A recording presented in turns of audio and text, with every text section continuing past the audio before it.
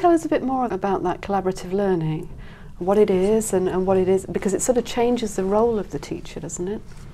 A cliche these days is that we're moving from the sage on the stage, the old idea of the teacher-centered learning, where it was all about how good your performance was, to a kind of a manager of a social event that while I still lecture, that's an important tool, I would never go through an entire class, or very rarely, simply lecturing, because the students can't stay focused. It's hard for anyone to stay focused. There's nothing wrong with them.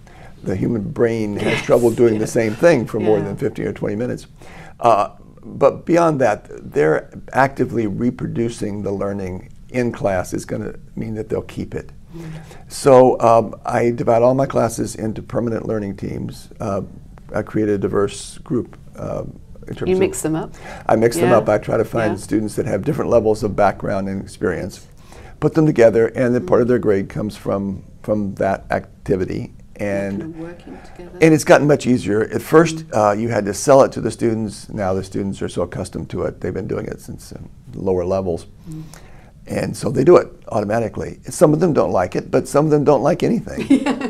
It's interesting to me how faculty tend to suddenly care about students' reactions to techniques when they don't like them themselves.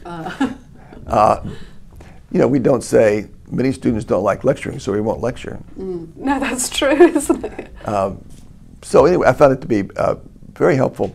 I remember years ago, I was talking to a friend about how tiring my classes were. And with the big class, you know, 120, 30 students, going for an hour and 10, 15 minutes, the internal energy was enormous. I would come out of class just exhausted because I had to expend so much. I had to sort of concentrate on keeping their attention, keeping them all focused on me. And I said, it was such effort. And he looked at me and he said, there must be a better way. He comes from a tradition that says that effort is work badly done. Oh, okay, yeah. And so isn't there a better way to do this? And I said, oh, no, we have to do it this way. And then I discovered a whole series of techniques, which have made teaching so much easier for me. I'm not exhausted after the class any longer because they're doing a lot of the work. As one of my close colleagues says, when she goes to visit a class, the question she asks is, who's doing the work? Because they're doing the learning. If I'm doing all the work up in front of them and they're sitting there without any kind of response, they're not going to probably remember very much of what's happening. And it wears me out. Yes, yeah. So collaborative learning is one of the methods that you use to kind of engage students. Are there any other methods that you've found to be useful? On my campus, we have a very good community of scholars, and from that, we've developed a whole method. We call it Decoding the Disciplines, for understanding what it is that we want to teach students that we don't know that we want to teach them. Any expert in a field who's been doing a job for years and has been trained for years has all sorts of tacit, implicit knowledge, all sorts of steps that you do. I think about it a lot like artificial intelligence, because initially it was assumed that tasks like playing chess would be very, very hard to program into computers. They're relatively easy. Walking across a room, recognizing a face, recognizing a voice, doing things that humans learn by the age of 3 is extremely difficult. I think it's that way in most fields, that history as a field has all sorts of things we do so fast and so automatically that we don't know that we do them. In fact, we need to do that way. It's like driving a car. You don't want to be thinking about everything you do. You have a lot of automatic processes.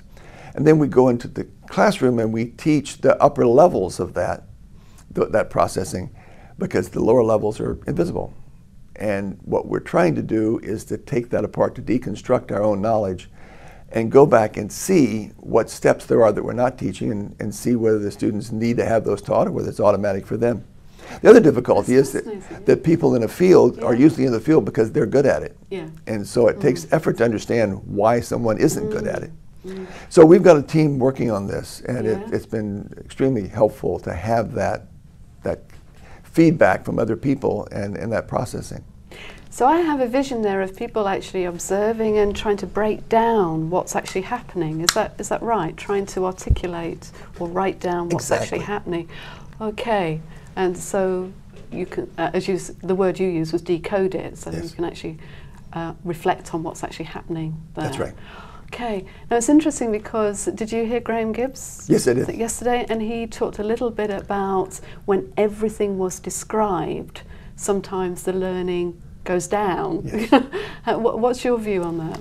There's some indication that setting goals with too much detail can actually get in the way of instruction. That may well be true. We're doing something a little bit different. Right, right. We're trying to figure out what it is that we have to teach, which is a little different than setting a goal. Because we try to stay flexible. Yeah. In a particular class, you may not need to teach a lot of these things. So we get information early on as to what the students can do and what they can't do. This is one of the most important things about teaching that I used to not realize at all. Yeah. And that's that we need constant information flow. The traditional form of standing up in front of a class and lecturing at them means that there's a one-way flow of information. The only information coming back is a few students looking interested or looking bored. Yes. And there's a real tendency to pick the wrong students to look at. Because they're getting different kinds of responses. And someone can look very interested and not be understanding a thing you're saying. They're just nice people and they like to smile or something like that. So in class, I want to get information back. Was this clear? Was this not clear? So I want small scale assignments. I want them to do group work. I want to be able to walk around and listen to the groups talking so that I know what's happening. So if you get that kind of feedback constantly, I don't think that the planning is a problem. Because you don't have a fixed plan that you're going to do this no matter what. What you have is a general strategy. There's a wonderful quote from President Eisenhower, of all people, I guess it was General Eisenhower at the time, where he said that planning is absolutely essential and always irrelevant. And I think that is a key part of teaching. You have to plan, you have to have an idea of what you're going to do, and then when you go in there, it's not what you expected, and you have to adjust. But the planning allows you to make the adjusting. If the planning becomes a rigid form that you have to follow and you can't change, then you've got a problem.